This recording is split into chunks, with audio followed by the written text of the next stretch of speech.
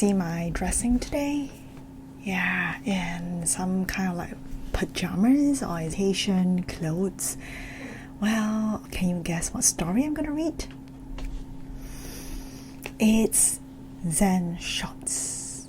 Now the word Zen comes from some meditation forms. Okay, how we can become, how we can be returning to the present.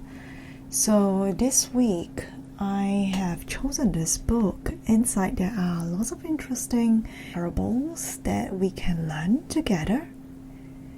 And without further ado, let's get started. Zen Shots by John J. Muth. And it shows this panda. So he is Zen. And this is his umbrella. You can see here it seems like on the rooftop. And what else do you see in the surroundings? You have the sakura flowers. So this tells you a little of where this place is, likely in Japan, or places where there are sakura blooms. And this is the Caldecott Honor Medal that I have shared just now. And let's get started. Alright, and you can see the same panda bear. Okay, this is his back view. Okay, and he's standing, despite his size, balanced and light. And this is his dedication. He says that it's for the giant panda I often found dancing on my porch. So what is this story about? Let's have a look. Right, can you see? This is the view of a bedroom. You can see there's a little boy behind the door. Or was he trying to go in? And he says, "Michael! There's a bear outside," said Carl. "A what?" called Michael. So you can see that these are his toys and the things that he always plays with, and he's trying to get through, probably to his brother. There's a bear outside, and this family has got 3 people. Okay, so what happens next?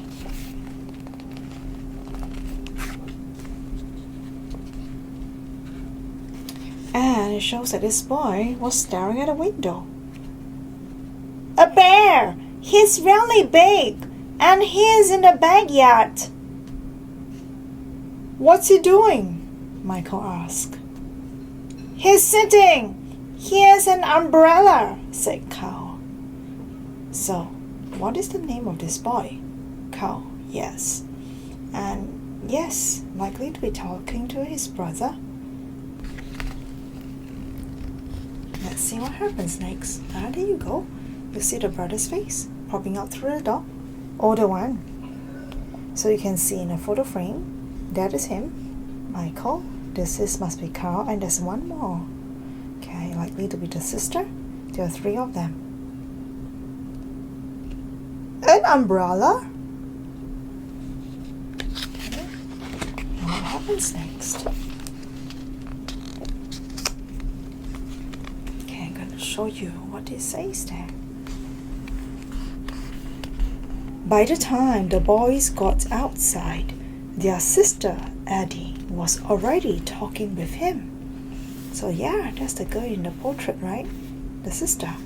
And that's this bear, a giant bear umbrella that Carl was talking about, and hugging behind his brother.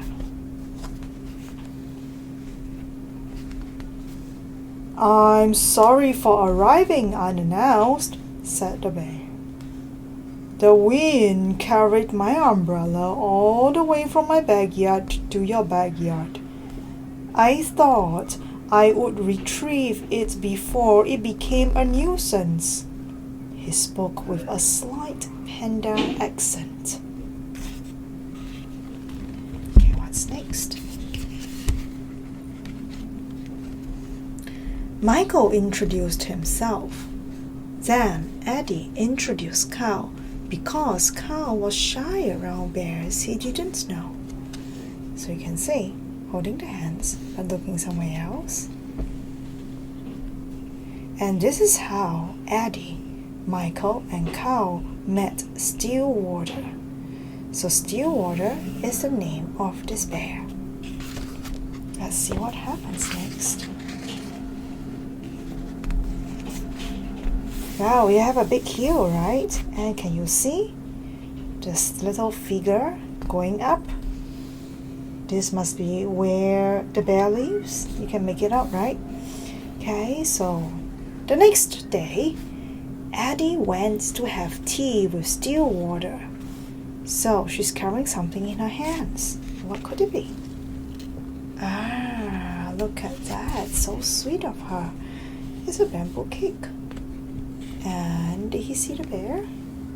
Not really yet, but you can see that there is a picture or a painting of the bamboo shoot.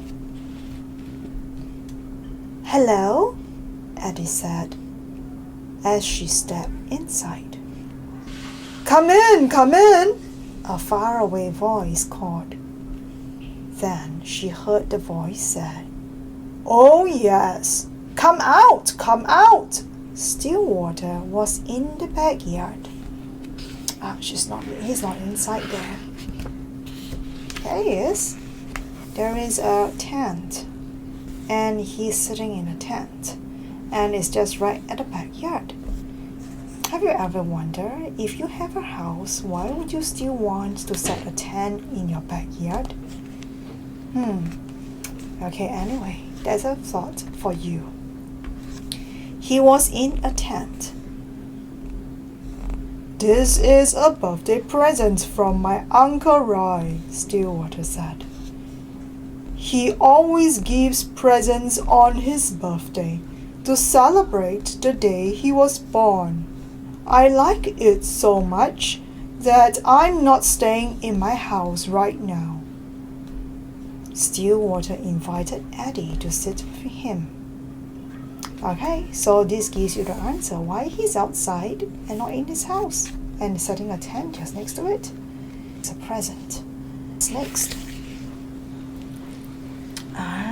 You can see that this cake is in the hands of Stillwater and Eddie is sitting next to him.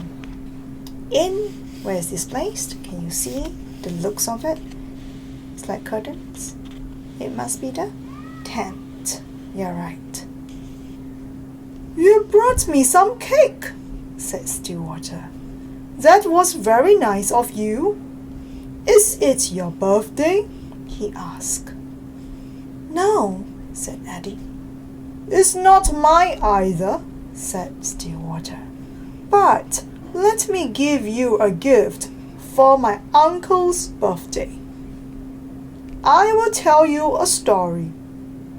So what is this gift? Can you make out? Yes, it's a story. A story can be a gift too. You do not know what to give in future. Maybe you can tell a story, right? Something that is secret about yourself. Okay, so here's the story. Uncle Roy and the Moon. My Uncle Roy lived alone in a small house up in the hills. He didn't own many things. He lived a simple life. One evening, he discovered he had a visitor. A robber had broken into the house and was rummaging through my uncle's few belongings. Can you see that? That is the robber, and this is the uncle. In the moonlight, the robber didn't notice Uncle Roy, and when my uncle said, "Hello," the robber was so startled that he almost fell down. And see, he shook hands with the robber. Do you see that? He looked stunned, definitely. Okay, what else is next? Can you see? My uncle smiled at the robber and shook his hand. Welcome, welcome. How nice of you to visit. The robber opened his mouth to speak, but he couldn't think of anything to say. Because Roy never let anyone leave empty-handed, he looked around the tiny hut for a gift for the robber. But there was nothing to give. The robber began to back towards the door. He wanted to leave. At last, Uncle Roy knew what to do.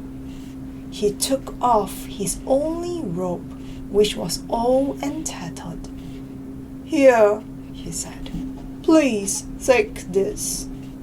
So he gave his robe to the robber. And what do you think the robber is going to say or going to react? Well, I have a thought. And here we go. You see that? That's him. He's running. The robber thought my uncle was crazy. He took the rope, dashed out of the door, and escaped into the night. So he took the rope and he wore it and he ran off. Okay? Wow. Look at that now. Who is this here? Must be Uncle Roy, right? So there's a big moon. Uncle Roy is sitting at the top of the hills to look at this moon. And he said, my uncle sat and looked at the moon. Its silvery light spilling over the mountains, making all things quietly beautiful. Poor man, lamented my uncle. All I had to give him was my tattered robe. If only I could have given him this wonderful moon. Oh, wow. What do you think the story within the story is trying to say? Well, let's see what Eddie says and Stillwater says. Your uncle sounds nice, said Eddie. I don't think I could have given away my only robe. I know how that is, said Stillwater. But there's always the moon. Question. Can we always give the moon away? I don't think so, right? But it's amazing how he thinks and how this uncle is able to give his only item left to others. And guess what's next? They drew some pictures of panda bears, right? I believe it's painted by Stillwater. You can see from this. Okay? Some of them, no, they both painted together. They are both holding paintbrushes. So, look, they're eating the cake now. And what did they say? That was a good story, said Eddie. Thank you, said Stillwater. And this is a good cake. Thanks, said Eddie. I made it myself. Oh, wow, made the cake herself. And give it to Stillwater to share with. Isn't that generous? So this is an example of a generous spirit. Right? Spending time, accompanying. Okay. Now, so that was Eddie with Stillwater's experience. The next day, Michael went to see Stillwater. Here I am, Stillwater called from the tree. Can you see? He's at the bottom. He's waving to somebody across the page. I'll show you in a short while. Can I come up? Asked Michael. If you are careful, said Stillwater. Let's have a look. Oh, so there is a tree. And that is where Stillwater is. Isn't it amazing that he can climb up so high? Okay, you can see Michael is jumping. Okay, he's leaping into the air and waving. Looks like They enjoy going to see him, isn't it? He got up there too, together. What if we could fly? Says Michael. We could cast shadows on clouds, said Stillwater.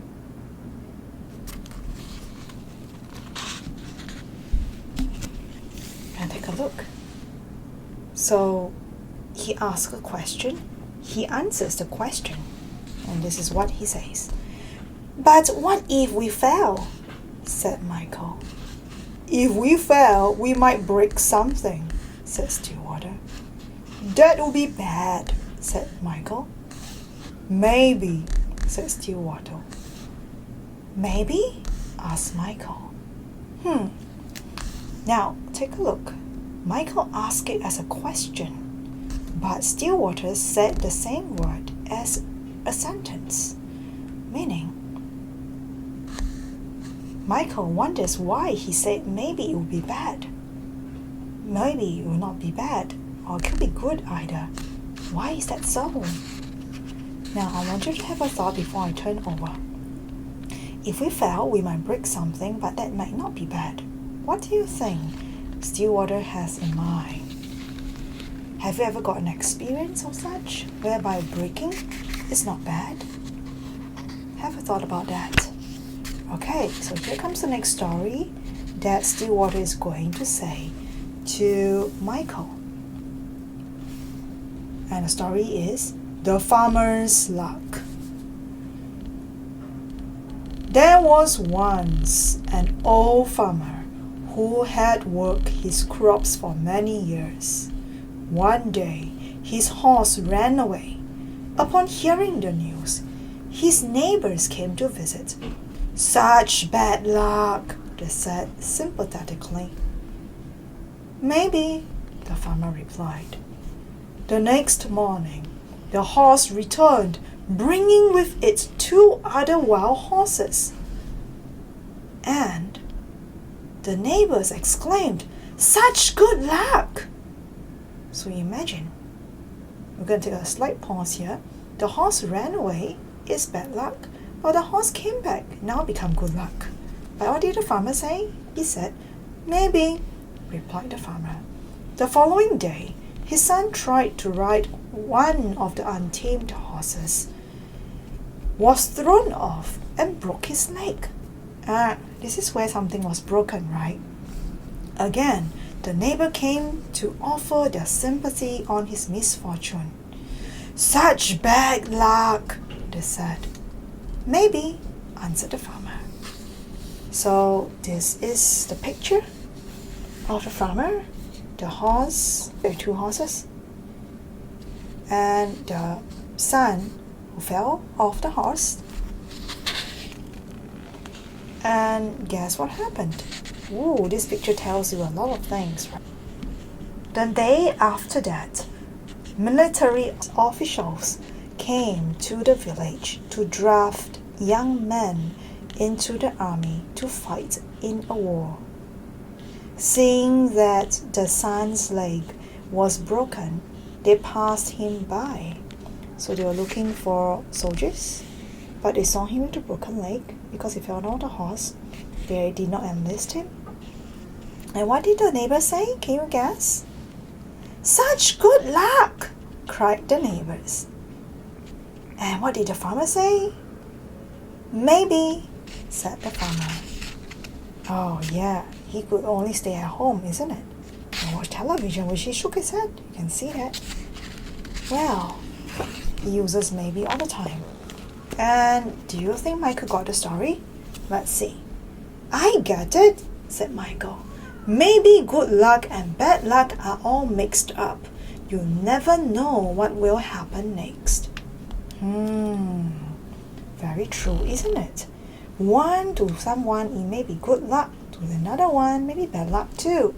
So don't hold things too seriously or to define whether it's good luck or bad luck. Yes, said Stillwater. No. Yes, Stillwater agreed. You never know. What's next? Guess what? we have the cow. So you can see he brought so many things. The day after that, Carl went to visit Stillwater. Michael said I couldn't bring over our stuff to go swimming. I'm mad at Michael. He's always telling me what to do. So I brought everything. Said Stillwater. It's a little pool. I don't know if all those things will fit. Let's see, Carl said. Let's see, said Stillwater. Do you think all these will fit into a small pool? Let's have a look. This is what happens. Look, everything got into the pool, but the two of them were outside.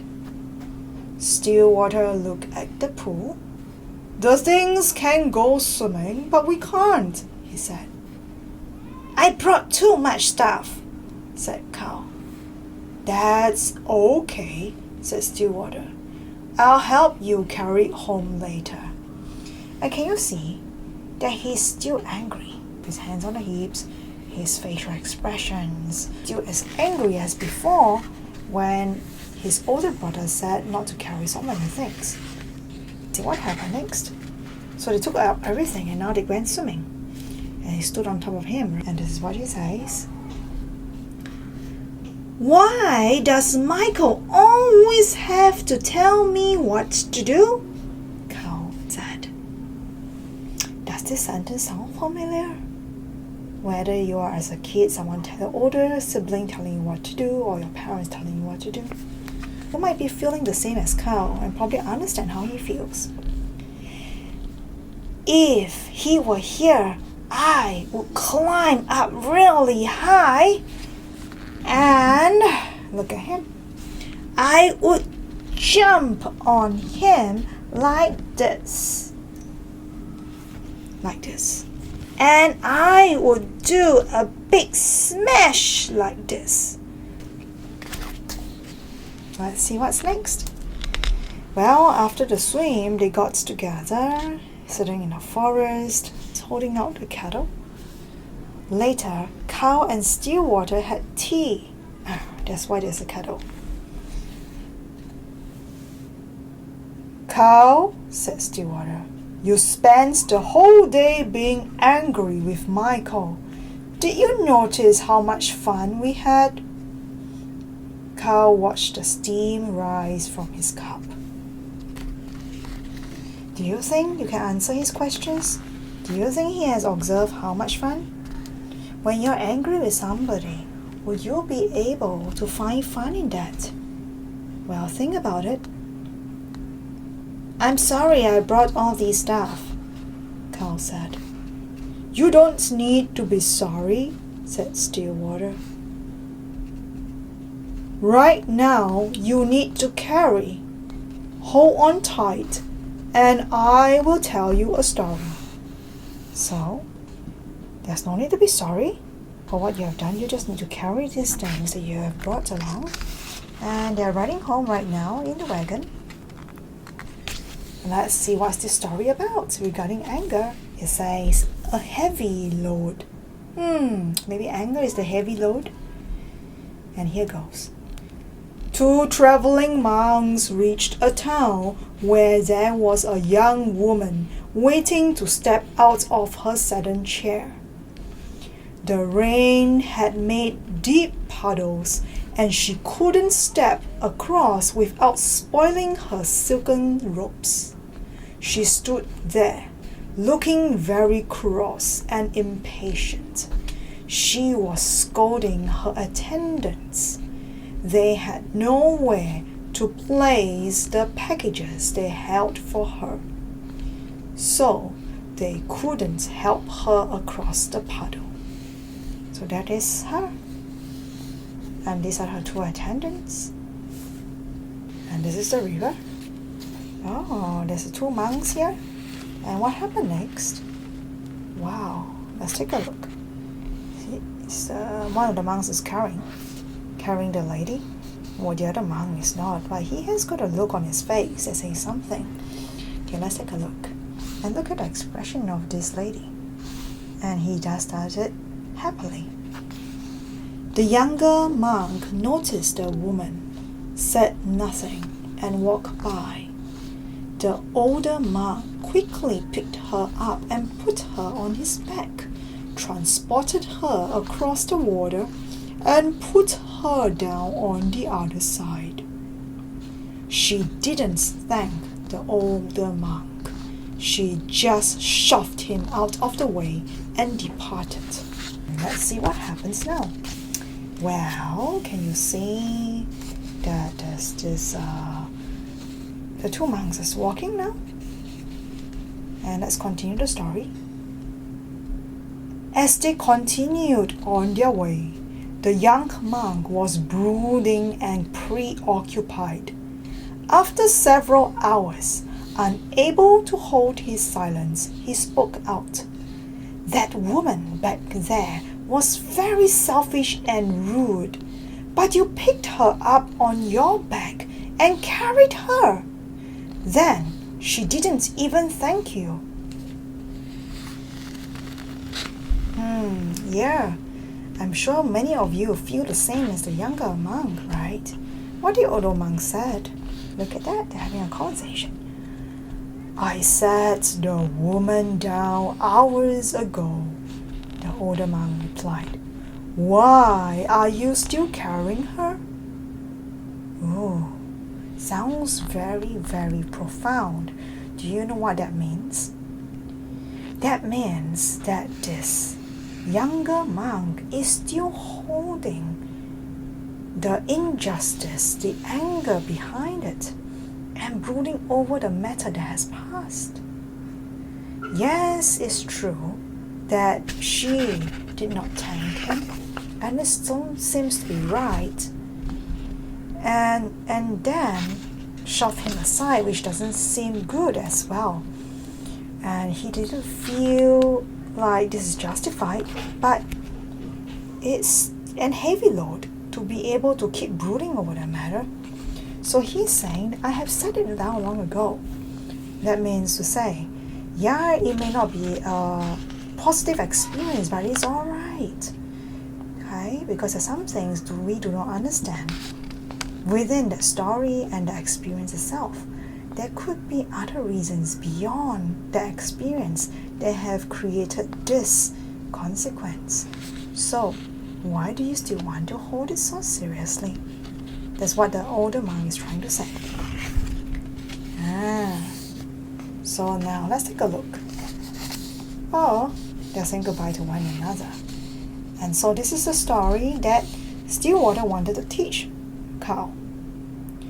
Do you think you have carried it long enough? Asked Stillwater. Carry what? Yeah, the anger that he lost, being the next moment finding fun, right? Yes, said Carl. Good, said Stillwater. So he stopped carrying the anger, and see, true enough, the three of them, when he came back, he was happy to see Michael again. Isn't that sweet? And this is how Eddie, Michael, Carl, and Stillwater became friends. That's the end of the story.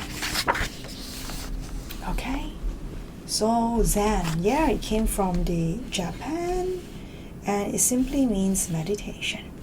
So in Zen, these teachings of the Buddha have always been passed down from teacher to student. So this story is Zen short, simply is like ideas that you can puzzle over, think about.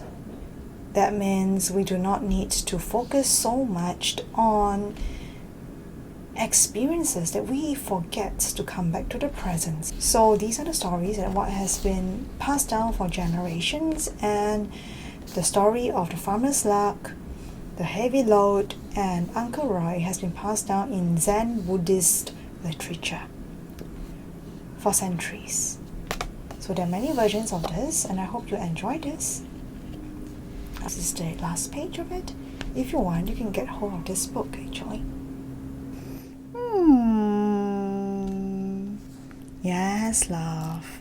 We have love to end this episode together with us. And he has something to tell you. That is to slow down, right, sloth? Well, sloth is always very slow. Sloth is always also known as the creature of laziness. Do you agree? Well, I don't think he really agrees with that. Nowadays, in fact, slowing down, returning to the present, being here with your experience is something that we want to learn from, because the world is really moving very fast to the extent that we forget what is in the present and we miss out a lot of things. So this book, okay, we're going to put Snuff down for a while. This book actually tells us a lot about what we can learn for today's context. And the world is really moving very fast, and there's AI, digital technology, and games. But yet again, there are treasures within this book, right, that you can learn. From Uncle Roy's story, the fact that you do not need a lot to give, and you can still be very happy.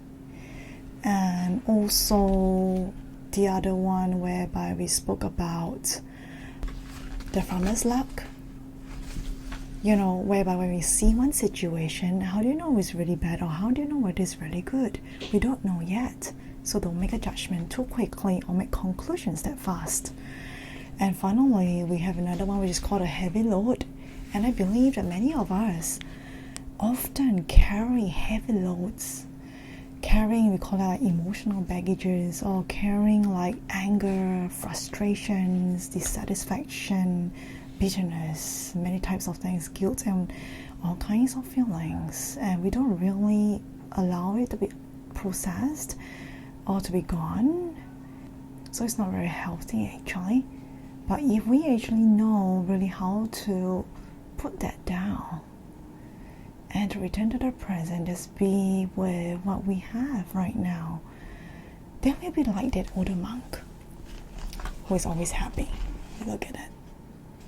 And I hope you enjoyed this story, suitable for both adults and also for children. It's never too early, neither too late to learn.